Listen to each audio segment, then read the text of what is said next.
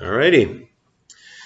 Okay, so what we're going to be doing today is we are going to finish up our look at t-tests. So hopefully you were able to watch the special online class where we introduced the t-test for independent means. And what we're going to do today is we're going to finish off our look at t-tests by showing you first how to decide amongst the different t-tests, how to determine which of those t-tests is the correct one to do. So far it's been pretty straightforward. If you were in Chapter 8, it was a single sample or dependent means t-test. If you were in Chapter 9, it's the t-test for independent means. However, in the real world and on the upcoming exam, you will have to decide for yourself which t-test to do. So I'm going to show you a method for doing that, and then we'll run through a demonstration to give you some strategies, to give you a nice reason why we need to choose the correct t-test. So before we get to that, just a reminder, exam number 3 is coming up a week from today, so it's going to be Tuesday, November 20th. Again, this is on the new post-concussion medical leave syllabus. The chapters that it's going to cover chapters 6, 8, and 9, but it will be completely done in SPSS. So even though it's covering chapter 6, the idea of the comparison distribution, the idea that it's not the same as a population distribution, you will be able to use Excel to answer questions about that comparison. Use SPSS to answer questions about that comparison distribution. So as all previous exams, it's going to be a computational exam. It's going to be done through Excel. It will be available in Canvas. Currently, I'm looking at about 8 questions, and it will be, once more, open book, which means open everything except other people. But remember, you do need to do it in class or in a approved location, and I will have the sign-in sheets just to make sure that everybody is doing it under proper exam conditions. So in terms of the questions, it will be completely dedicated to hypothesis tests. So the only questions that you are going to see on exam 3 is going to be descriptions of an experiment, information that you need, the raw data that you need, and then you will run a hypothesis test and basically go through all 5 steps and indicate the correct answers for those steps. So just to kind of help you along with what, there it is right there. Just to kind of help you kind of envision what this is going to be, there is in your student files, in the Excel files, number 24 practice, November 13th, exam 3 template questions. And this kind of shows you exactly what the exam is going to look like. So I have that here. There we go. So you're going to be doing, all the questions are going to be worth equal points. So we take a look at question number 1 here. You will get a description. It'll be better than blah, blah, blah. But it'll be a description of a study much like what we've done already in class. So much like, Harlow had 9 monkeys, much like they were looking for the accuracy. It'll have a description there that'll indicate, the information that you need for the experiment. There will be a question, is there a significant difference between, in this case, the attitudes for blah X and blah Y? And then you will be told if it's a one-tailed or a two-tailed test, and you will be told what your alpha level is. So that's the last piece of information. Make sure you take a look at that last sentence. It'll be the one that says, use a two-tailed test with an alpha of 0.05. So based on that information, you will decide which t-test you should do, and then you will be provided with the raw scores that you will need to format and put into Excel correctly. So for example, here we have 15 subjects that were in the blah X condition. We have 15 subjects that were in the blah Y condition. And then you need to format that correctly depending upon the type of t-test that is required. You run the t-test in SPSS, you get your output, and then you will need to put that output or find the answers to each of the steps. So you will still do a null hypothesis and a research hypothesis by deleting the symbols that you don't want so that it communicates the null and the research hypothesis. For step number 2, you will need for your comparison distribution to indicate what the degrees of freedom of your comparison distribution is and what the standard error of your comparison distribution is. We're not going to be asking you for the mean of the comparison distribution because in all these t-test cases, the mean is always 0 or the hypothesized mean. So just to simplify it, degrees of freedom and standard error, the standard deviation of the comparison distribution. Step number 3 is going to be your cutoff probability. And this is your alpha level. And I just want to say that it looks rather simple that I'm asking you for the alpha level. And literally in the last sentence in the question, I say that the alpha level in this case is 0.05. That is my early Christmas gift to you, all right? Students, I've seen students question themselves on this. I've seen them literally during the exam thinking to themselves, it couldn't possibly be this easy. You must be trying to, figure out something else. Maybe we divide it by 2. Maybe we do something else at the alpha level. Never touch the alpha level. Alpha is alpha. You don't change the alpha level until you have the letters PhD after your name, right? You don't get to mess with alpha levels until that level. So that's just my early Christmas gift for you. Find the alpha level in the question. It's not always going to be 0.05. And then just put it there. That's, my little bonus for you. The p-value is that significance value. This is the one where if it's a two-tailed p statistic, you just read it straight off of the SPSS output. If it's a one-tailed, you got to take the two-tailed SPSS output, divide it by 2 to get rid of one of the tails so that you have a one-tailed. And then finally, whether you accept or reject the null hypothesis, whether you accept or reject the research hypothesis, has to be different in order to gain full points. So that's what it'll be. It'll just be a series of hypothesis tests with this information that you'll need to fill in for every single one. And that'll be the entirety of the exam. All right, so to help you get prepared, we are going to have our review session. This is happening next class, so Thursday, November 15th will be the open review session. This is going to be student-driven, and therefore it is also going to be optional. So I will be here during class time. If you want to come to the review session, bring your questions, bring things that you want to see. I will have nothing in particular prepared. But again, this is a way of you asking whatever you need in order to get ready for that third exam. On the other hand, if you feel that your time would be better spent preparing in another way, feel free to do that. But I will be here for anybody that has any questions, again, for that pre-exam open review session. All right, so any questions about the exam coming up or the review session? All right. So while we've been doing the t-test, while we've been showing how to do a t-test, how to interpret output in SPSS, as I mentioned before, it was rather clear which t-test we needed to do. So for example, we knew that we were doing a one-sample t-test during the lecture a few weeks ago because I literally said, let's do one-sample t-test.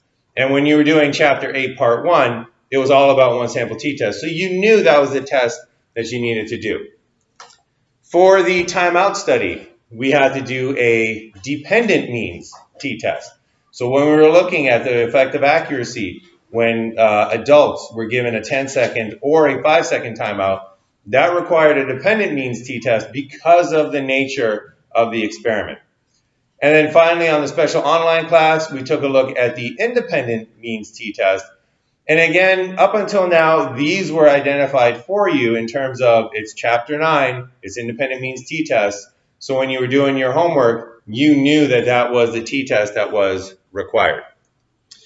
However, it's not going to always be that way, and this would not be a good statistics course if you did not know how to identify what t-test needed to be done in the real world. So now that we know all the steps for the hypothesis test, now that we know how to do the 3 t-tests, the last thing we're going to do to finish off our training is to give you a strategy in a way of determining which of those you need to choose. So when you're in the real world, and also coming up soon, on exam number 3, you will be given a description of an experiment, and then it's up to you to take a look at the information presented and say to yourself, okay, this is properly tested with a one-sample t-test, or this data is going to require an independent means t-test, or this data and this experimental design requires a dependent means t-test.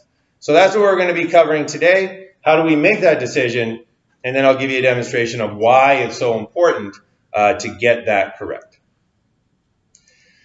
All right, so the general guide for choosing the hypothesis test, and then a in-class demo on the importance of it. I'll mention the homework assignment and a couple of post-tests that are coming up. But in terms of a general guide for choosing hypothesis tests.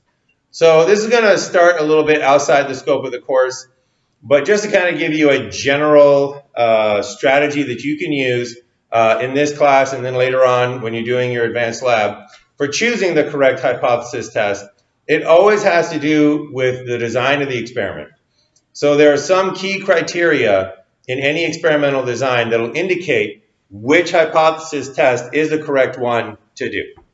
So this is one way to do it. This is the way that I kind of think my way through it. You can arrive at the correct conclusion a few different ways. So if you have a way that you do it that's more intuitive to you, feel free to do that. But just so that you have at least one strategy under your belt. The first thing that I often ask whenever I'm confronted with experimental data is I'll ask myself, how many independent variables are there in this experiment? How many causes were tested in this experiment? So if there are 2 or more independent variables, that's actually outside the scope of this course. So as an introduction to statistics, we've only ever dealt with one independent variable, right? One cause. So the type of mother was the only independent variable in the Harlow monkey experiment. Could be wire mesh, could be terry cloth, but nothing else was manipulated. It was just the type of the mother. In the timeout experiment, it was just the length of the timeout that was manipulated, one independent variable. So I mention this because occasionally I'll meet with students that are doing their advanced lab, and they'll come to me and they'll say, oh my gosh, I'm doing my experiment in the advanced lab and I don't know how to analyze this data. I'm sorry, I forgot everything you taught me in stats, but can you please help me out? And I'll take a look at their data and it'll have 2 or more independent variables. So just for your future self, you didn't forget anything. It's outside the scope of this course. We're not going to touch 2 or more independent variables. However, if you have 1 independent variable, so that's what's going on in this course, then you have to ask yourself a couple of more questions. First thing you have to ask yourself is how many levels does that one variable have? So in terms of the number of levels, the number of different values that your independent variable can take, so far we haven't dealt with 3 or more. That's coming up. That's going to be the ANOVA. That's going to be on exam number 4. Up until this point, we've only been dealing with 2 or more levels. So in the Harlow experiment, we only had 2 types of mothers, 2 levels. We had wire mesh and we had terry cloth. In the timeout experiment, we only had 2 durations of timeout. It was either 10 seconds of timeout or 5 seconds of timeout. In the memory experiment for car crashes, we only had 2 levels of questions. We had how fast were the cars going when they hit each other, and how fast were the cars going when they smashed into each other. As long as you only have 2 levels for your independent variable, you're doing a t-test. And right here is where we're going to start the strategy for determining which t-test. So in this upcoming exam, you know you're doing a t-test. They're all going to be t-test, hypothesis tests. So which t-test is the question that you need to answer. So that's where we start right now. So we know we're going to be doing a t-test. How do we determine which out of those 3 t-tests that we have is the correct one? Well, the first thing I ask myself is how many times was each subject measured? So each individual subject was either going to be measured once or they were going to be measured twice. Those are the only two options for a t-test. You either measure every single subject only once, or you measure them twice. So if each subject is measured twice, for example, subjects were tested under the 5-second timeout condition. The same subjects were also tested under the 10-second timeout condition. So we measured them under the 5, we measured them again under the 10-second timeout condition. That is each subject being measured twice. They'll have 2 raw scores per subject. If that's the case, you're doing a dependent means t-test. You've made your decision, and it's time to run your hypothesis test. So if each subject is measured twice, and you'll see it in the description, we had 15 subjects. They were measured in this condition. Later on, they were also measured in this condition. We had 15 subjects. They were measured before the treatment. They were also measured after the treatment. You'll see a description in the experiment that indicates that these subjects were measured twice. If you see that they're measured twice, that's a dependent means t-test. The decision is done. It's time to set it up in SPSS. On the other hand, if each subject is only measured the one time, if they say something like each subject was in this condition, or half of the subjects were in the other condition, or each subject was measured only once, if that's the indication, then the last thing you need to ask yourself is how many samples were there? How many separate samples of subjects? How many different samples of subjects were there in the experiment? And if there is only one sample in that experiment, then you're dealing with a single sample t-test.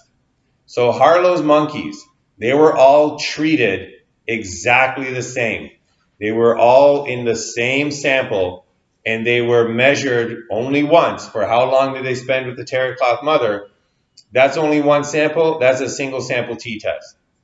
On the other hand, if there are 2 separate samples, right? If there is one group of subjects who were asked how fast were the cars going when they hit each other, and there is a separate sample that was asked how fast were the cars going when they smashed into each other, if you have 2 separate samples, then you do an independent means t-test, and you made your decision, and you set it up in SPSS. So that's the decision tree. That's one of the ways to get to the decision. So basically, again, you're going to be doing t-tests in exam 3. Ask yourself first, how many times was each subject measured? If it's twice, then you're doing a dependent means t-test. If it's only once, ask yourself how many samples there are, how many separate samples. If there's only the one sample, single sample t-test. If there's 2, we do the independent means t-test. And there is the entire decision tree, just to kind of show you the overall way to go down there. But again, and this is kind of general, but for the exam, we're going to be starting off at that t-test. All right, so now we know how to choose the hypothesis test that we're doing. So the question now comes to, why do we have to worry so much? Why do we have to be so careful to choose the correct test?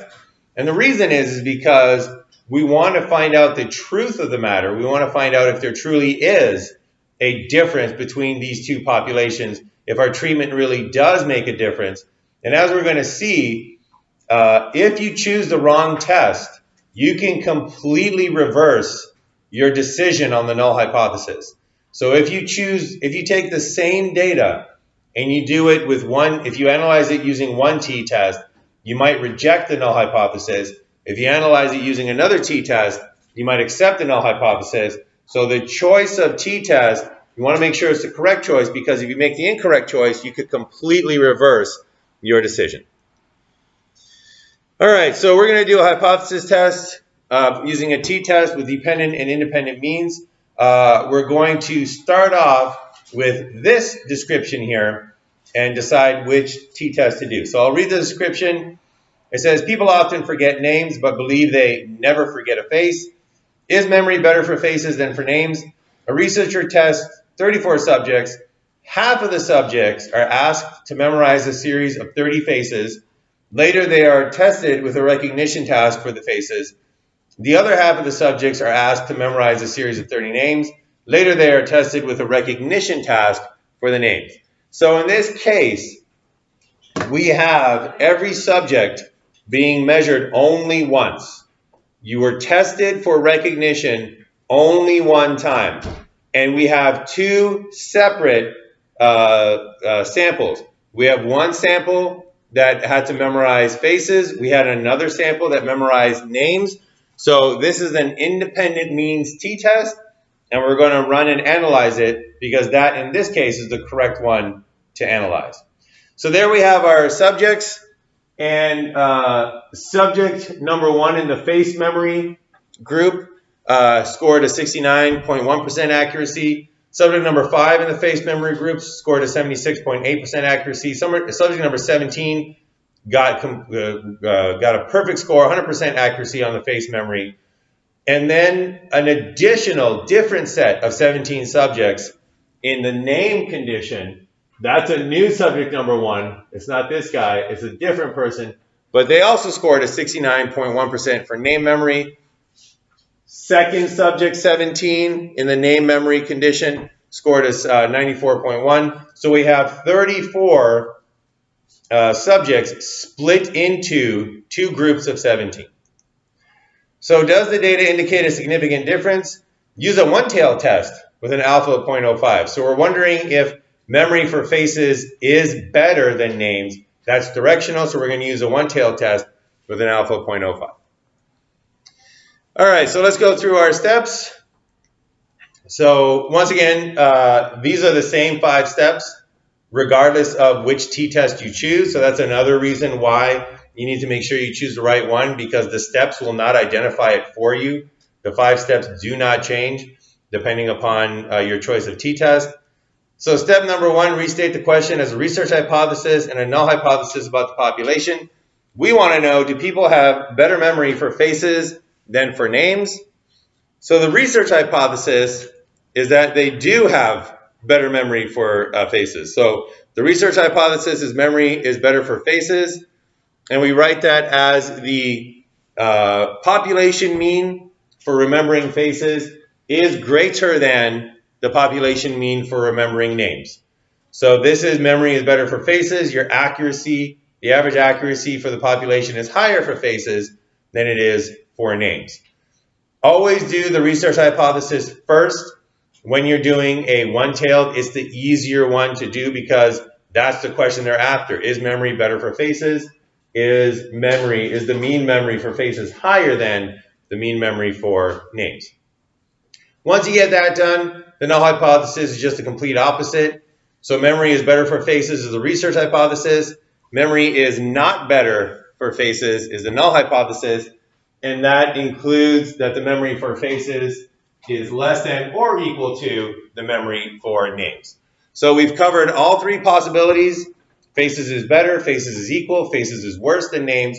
So we know we've done that correctly. We know we're ready to move on for step 2. Step 2, determine the characteristics of the comparison distribution. SPSS will do this for us, and we'll see that in just a moment. Step 3, set a cutoff probability. Once again, early Christmas gift for everyone. That is your alpha level. And alpha, whatever mnemonic device you want to use, alpha's alpha. It's the first. Don't mess with it. It's got special VIP treatment. You do not change the alpha. Don't second guess yourself in the exam. In this case, our cutoff probability, our alpha, is 0.05.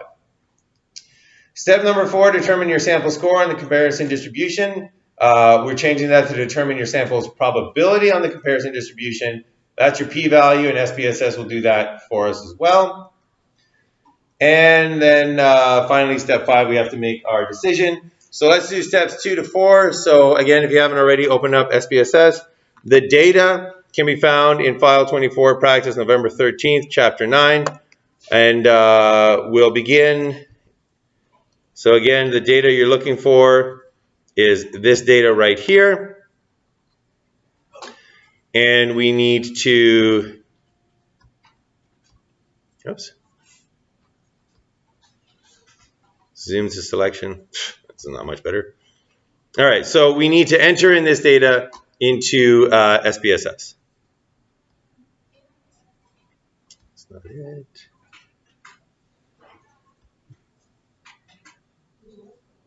Huh.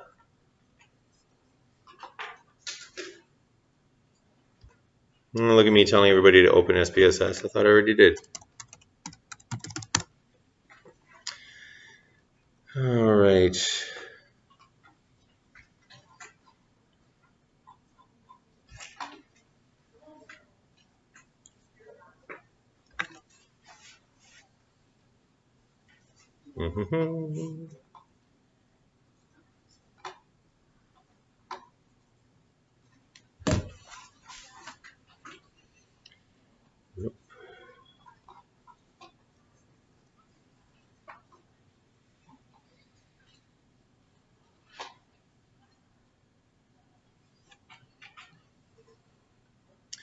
All right, so I'm just about there. So once again, we've decided that we are doing a independent means t-test. We've done our research and null hypothesis. We know what we're looking for in terms of our comparison distribution. So now we need to format our data. There we go. So we take a look at our data. And the first thing we do is we can grab the face memory scores. We're going to copy that. We're going to paste it into SPSS. So we take those, we paste it into column number 1, and it gives the horrible var 00001 name. We go down to variable view, and we rename that, and let's rename that memory. So MEMORY, 6 characters. We're within our 8-character archaic limit. So we got memory, so that's the memory accuracy. And then what we're going to do is in the next column over, we're going to label that as the face memory scores. And we'll just label those as being face.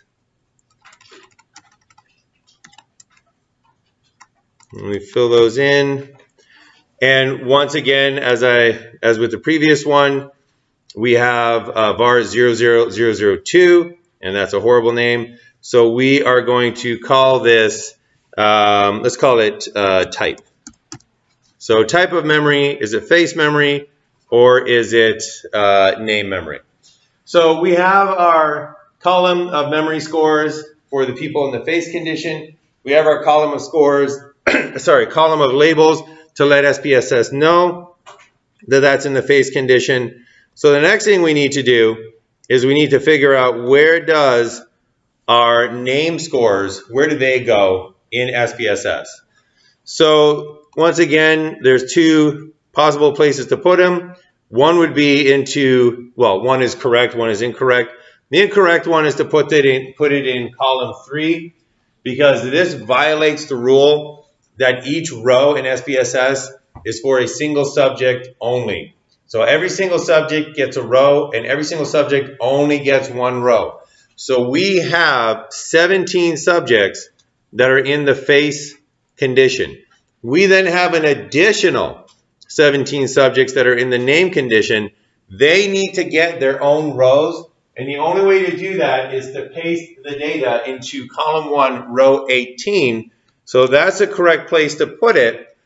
And you can double check that you've done this correctly, because the description of the experiment said that there were 34 subjects in total. And when we're done formatting our data, we have 34 rows, 1 row per subject. Every subject gets a row. We know we've formatted this correctly.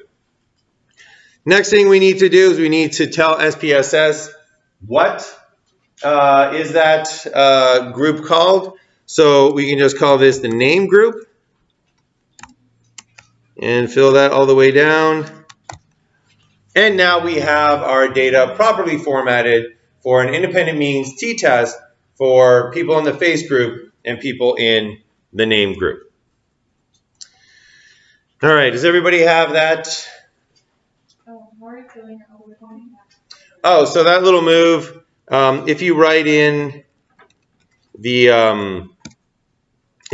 first one and you copy it, so Control C, and then you highlight the rest of the rows and you hit Control V, SPSS will autofill that entire series of columns. All right, so now we have the data properly formatted. We know we're doing an independent means t-test. We decided that before. So we go to analyze, we go to compare means, we scroll on over, and again, this is the friendly one. This is where we're doing an independent means t-test, and lo and behold, SPSS says, well, here's an independent samples t-test, and we as humans make the decision that, yes, that's the same. I guess it's a little sneaky. It's got this summary independent samples t-test. Ignore that one. We're just looking for the straight up independent samples t-test. So we click on that, and we then have to decide which is our test variables and which is our grouping variables. If I'm not mistaken, yeah, it will not even allow you to put your grouping variable into the test variable box. So the test variables, those are your raw scores. And SPSS can recognize what things that are numbers and things that are words. And I tried to put words into the test variable where it was supposed to have raw scores. And SPSS basically said string variables, i.e. words, are not allowed in that list. So again, if SPSS gives you a warning message, read the message. Sometimes it's SPSS being picky. Sometimes it's your error. But it's always good information. So the test variables is where we have the raw scores. That's in the memory column. So we put that into the test variable box there. Highlight memory, use the arrows to pop it into the box. The grouping variable, that we labeled as being type. So was it the faces that they tried to remember? Was it the names that they tried to remember? We pop that into the grouping variable. And then the last thing we need to do is we need to define the groups. So we click on define groups. And SPSS is asking, who's group number one? So group number one we're going to call face. And it has to be the exact name that you gave the group. So not faces, not facial, face. If we call it face, it's got to be face. And the other group we called name. So we put that in, and we hit continue. We got it all set up, and we hit OK. All right, so that's the output that we get. And I'll show you a zoomed in version there. But importantly, first off, we got output. So we know that SPSS was able to access the data that we had. Now it's time to analyze this output so that we can conclude what to do with our research and null hypothesis. And also so that we can fill in some of that extra information. So the two things that we still have to determine: number two, our comparison distribution. We need the degrees of freedom, and we need the estimated standard error. Number three, our alpha level. We got that from the question. It's 0.05. And then finally, number four, for your homework, you have that T statistic for your sample. Yeah, close enough. But we also have that p-value that we're looking for. So let's find all that information in this table. Well, let's see where we can get that. And all of this is in service of that hypothesis test. So once again, if the p-value that we get is less than our alpha value, we accept the research hypothesis. We reject the null hypothesis. We say that there is an effect. In this case, memory for names, memory for faces is better than names. On the other hand, if the p-value is greater than the alpha value, the probability of your sample is greater than your cutoff probability, then we accept the null hypothesis, we reject the research hypothesis, and we say memory for names is no better than memory for faces. So let's see what it all says.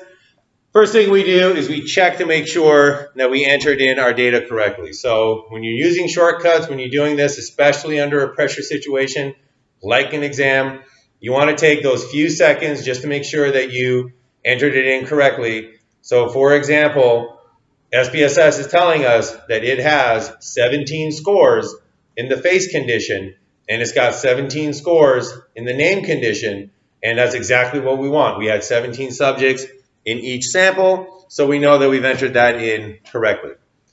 SPSS will also calculate the mean. You can compare this to the mean that you calculate in Excel, and the two of them should match. And that's a good indication that you didn't have a slip of the finger, you didn't erase a score, anything like that. The scores have been transferred in correctly. All right, so the next thing we do is we go down to the bottom table there.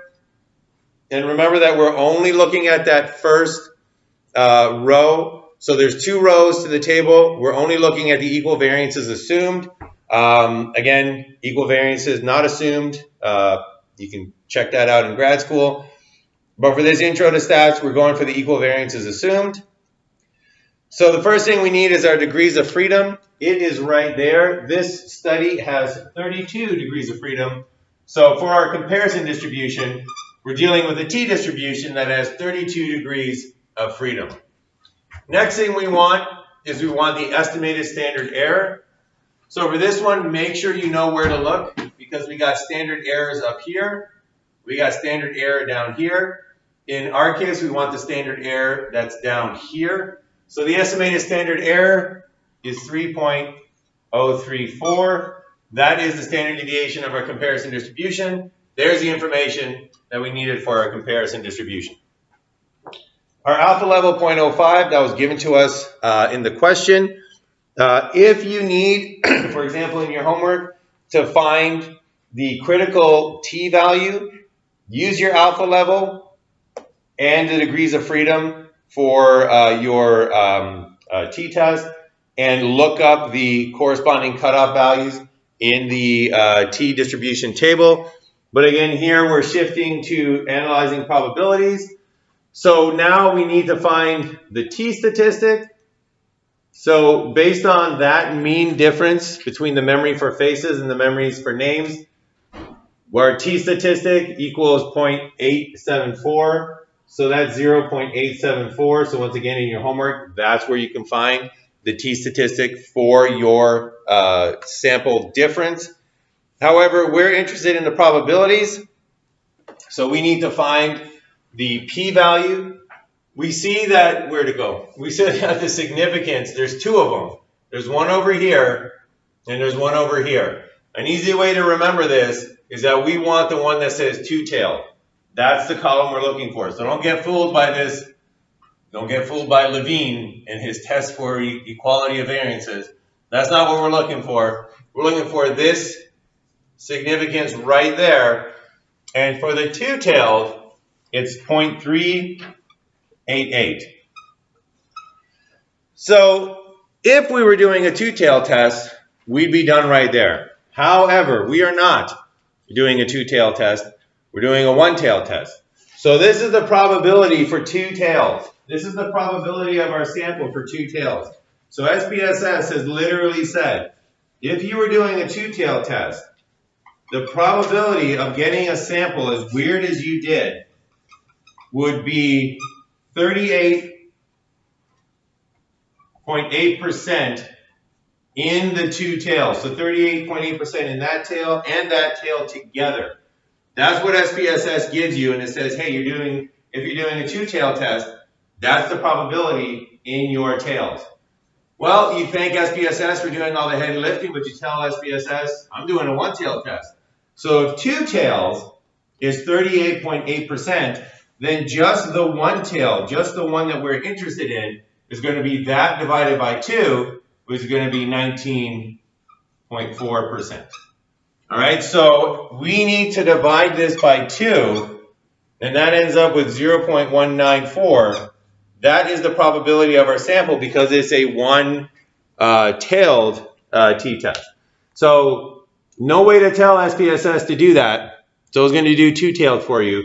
So it's up to you to remember that the question said, hey, do a one-tailed, divide that by 2. This is the p-value we're going to use for our final decision.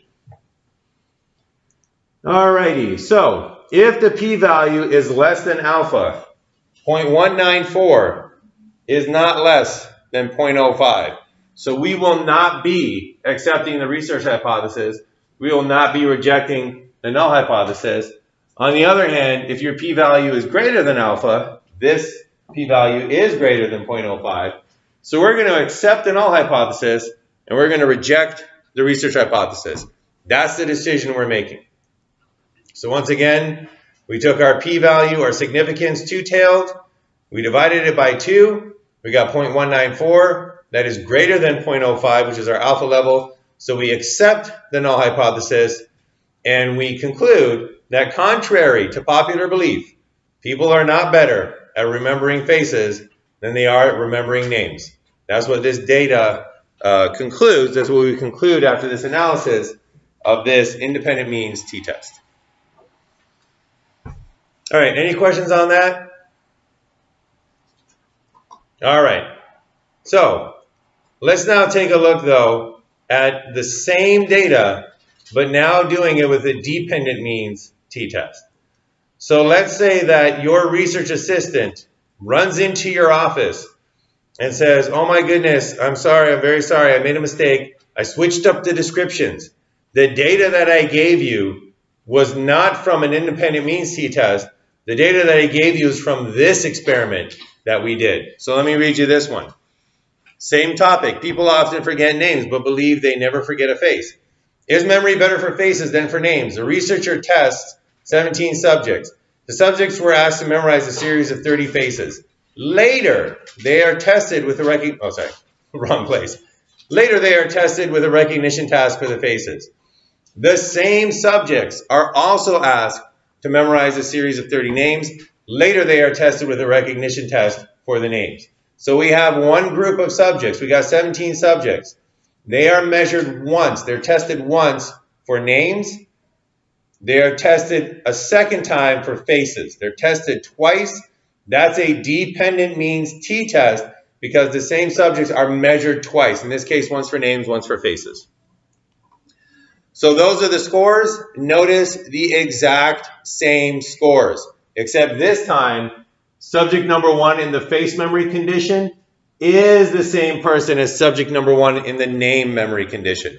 Subject number 5 in the face memory condition is the same person as subject number 5 in the name memory condition. We have 17 subjects measured twice. We got 2 sets of raw scores for those 17 subjects.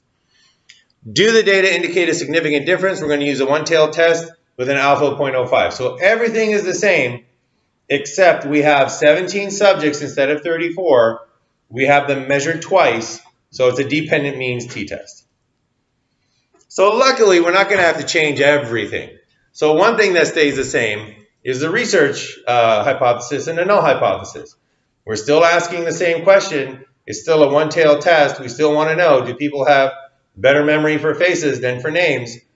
So the research hypothesis, which we do first because it's a one-tailed test, is still memory is better for faces, and it's still that the mean memory for the faces is going to be greater than the mean population memory for names. Null hypothesis is still the complete opposite. Research hypothesis, memory is better for faces. Null hypothesis, memory is not better for faces.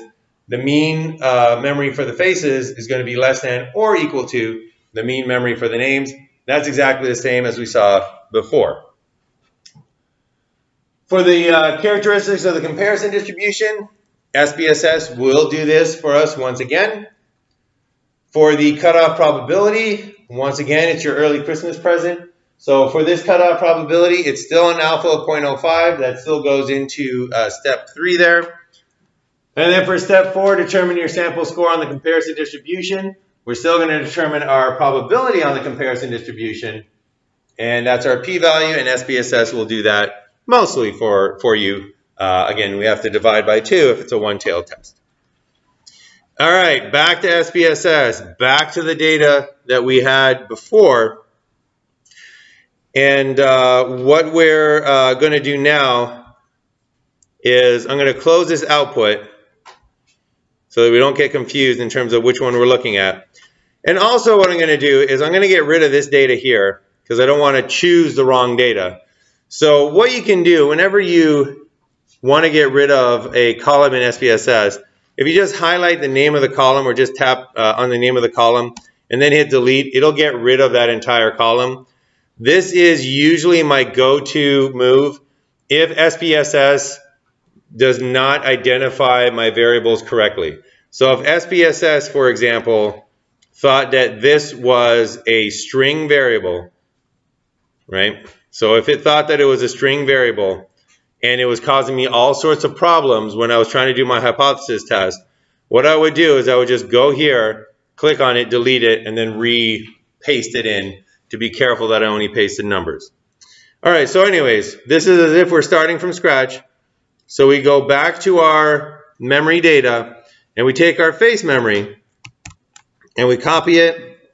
We go back to SPSS. The first move is always the easiest. It goes into column 1, row 1. And notice it remembered the previous variables that we deleted. It's just not there anymore, but it recognizes this as var 00003.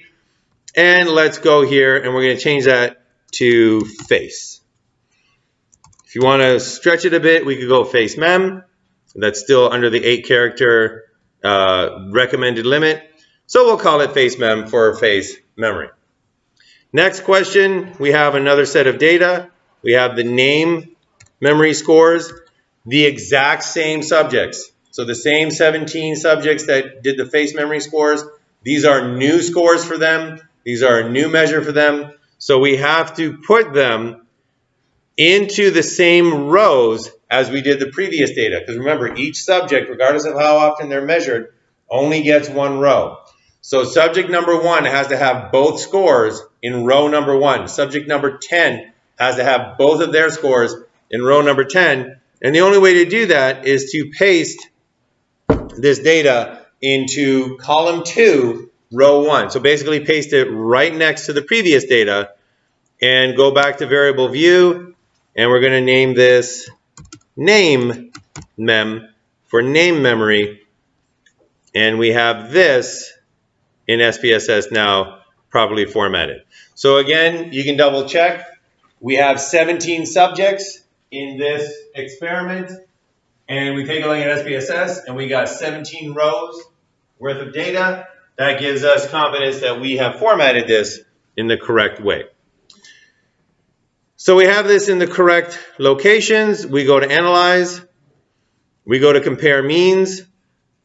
We're looking for that dependent means t-test. It is not there. This is one example where SPSS is being a little unhelpful. The one we're looking for is paired samples t-test. That's the more general version of the dependent means t-test. But it's kind of mentioned there. We have pairs of scores. So we have a paired samples t-test. So that's the one we're choosing.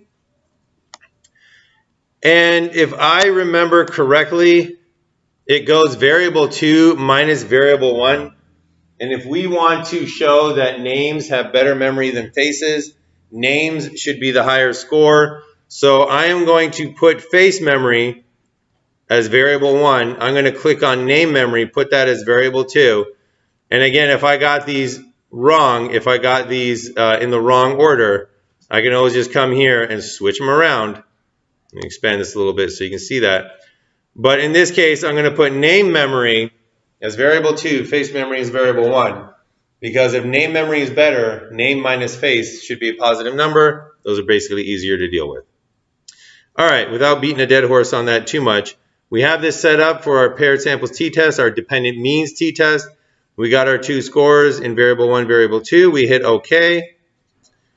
And look at that, I guessed correctly. All right, so if you take a look at that mean, you'll see that it's positive. That positive means better memory for names. So I got the order correct. But if I didn't, I'll just go back and I'll just switch it around. All right. So let's wrap this up. We've done our SPSS. We've got our output. Now all we need to do is we need to interpret that output. We need to find the information that we're looking for so that we can complete our hypothesis test. So as we go through the hypothesis test, I'm going to erase the old information so that we can put in the new information, just to kind of show you the differences that can occur. All right, so again, we're looking to do that step 5. If p-value is less than alpha, we're going to accept the research hypothesis, reject the null hypothesis. If the probability is greater than our alpha, we're going to accept the null hypothesis. We're going to reject the research hypothesis. So let's take a look at our data. First thing, always check that top table and make sure that your data was entered correctly.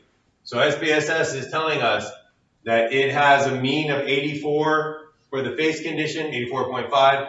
It's got a mean of 81.8 for the name condition. Double check with Excel. Those are correct. Gives us confidence that we copied and pasted correctly. SPSS is telling us it has 17 scores in each condition. So we didn't accidentally delete or add a score. We have the right number in each condition. Again, these are the same 17 subjects in both of those conditions. We are never going to this middle table in this course, so completely ignore that and the little significance that's there. We're going down to this paired samples t-test here. So first thing we need is we need our comparison distribution. Standard error of the mean, that is where you find the standard deviation of your comparison distribution. Note it is no longer 3.034. It's now actually about 1/6 of that. So it's 0.54. So we have that change, 618. All right, so that's our first change that we found. The spread of our comparison distribution is way lower in this dependent means t-test. What about our degrees of freedom? Used to be 32 when we did this on an independent t-test. In a dependent t-test, the degrees of freedom are only 16. All right, so that has changed as well. So our comparison distribution, first off, has changed now that we're doing the dependent means t-test. Alpha level doesn't change. Alpha's alpha. Doesn't matter if it's an independent means t-test, dependent means t-test. If they said your alpha level is 0.05, your alpha level is 0.05. What about our t-statistic? Well, it's still based on this mean difference.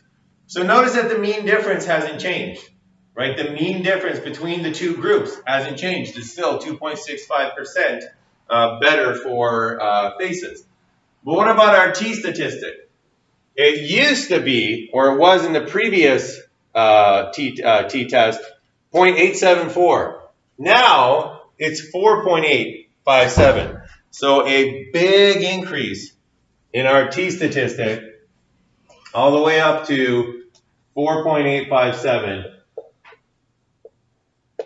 And the corresponding p-value of our for our test, we can get right there. So the two-tailed significance is so small that SPSS can't display it, and that's why it's displaying that 0, 0, 0. So we're going to use that as our value. So it's 0, 0, 0, but it's a two-tailed test, so I have to divide that by 2. So 0, 0, 0 divided by 2, still 0. But that is our p-value. So once again, SPSS gave us the probability for the two tails. We're only doing one tail, we got to divide it by 2. But in this case, it's 0 divided by 2. That's still 0. So notice, massive changes in our output. And massive changes for our decision. So if the p-value is less than alpha, 0 is way less than 0.05. So this time, we're going to accept the research hypothesis. That's the complete opposite from our previous conclusion. So we accept the research hypothesis, we reject the null hypothesis, accept the idea that memory is better for faces. On the other hand, if the p-value is greater than our alpha value, we would do the opposite. But this time, unlike in the independent means t-test, the significance is lower than alpha. So we reject the null hypothesis, and we end up with the exact opposite conclusion, that people are better at remembering faces than remembering names. So when you analyze a hypothesis test and you choose the wrong test, the answer that you come up with, the conclusion that you come up with, can be the completely wrong conclusion. So it's not just that we didn't get close to the solution, we had the completely wrong solution in this case. You have to make sure that you choose that correct test in order to get to the truth of what is the psychological conclusion, the phenomenon that we are looking at. All right, so that is what I wanted to cover for today. So we have our exam coming up in about a week. Make sure that you finish any pretest points from 6, 8, or 9 to maximize your score on those. So again, the MyStatLab study plan, look for the quiz me, get those mastery points. Because we have the exam coming up, just a few reminders for the homework assignments. Homework assignment number 12, Chapter 9. That is due November 14th by midnight, so before the next time we meet, midnight before. So that's kind of typical. But there's a little, and for the Chapter 8 post-test, also midnight before the next time that we meet in class. But for the Chapter 9 post-test, there seems to have been a little bit of a weirdness going on. I usually do not make things due on a Saturday, but for some reason, I think I wanted to do it for the Friday, but it ended up being for the Saturday, and I don't want to move it forward 24 hours at this late date. So feel free to do it whenever you want to do it, but you have until Saturday, November 17th at 2:30 p.m. to do that Chapter 9 post-test, and then that will give you enough time to re-review everything for our Tuesday exam. All right, so we got about 12 minutes left in class. So if you want to, take a look at some of your previous homework, previous hypothesis tests, call me over for anything that you might be having difficulty with. But if you want to call it an early day, feel free as well. And as you might have guessed from the massive amounts of audio-video equipment that I have, and hopefully you saw the assignment, there will be no office hour after today's class because I have to go over to the Center for the Civil Rights Heritage Center. Dr. Bryan is having a special event there tonight, and I'll be trying to turn it into a documentary for reasons. But anyways, that's why I'm tailing it out of here as soon as we're done here. But so yeah, if you want to head on out a few minutes early, feel free. If not, call me over, and we'll make sure that you get any of the help that you might need. Other than that, this is what I wanted to cover today.